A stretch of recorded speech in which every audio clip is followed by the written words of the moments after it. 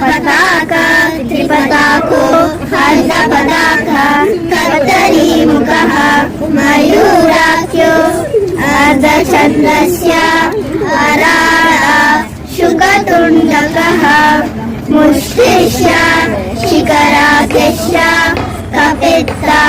कटकामुकः सूची चन्द्रकला पद्मकोश सर्पशिरस्तकः मृगशीर्षो सिंहमुखो काङ्गोळा अलपद्मकः चतुरो नमरश्चैव हंसपक्षकः सन्दांशो मुकुटश्चैव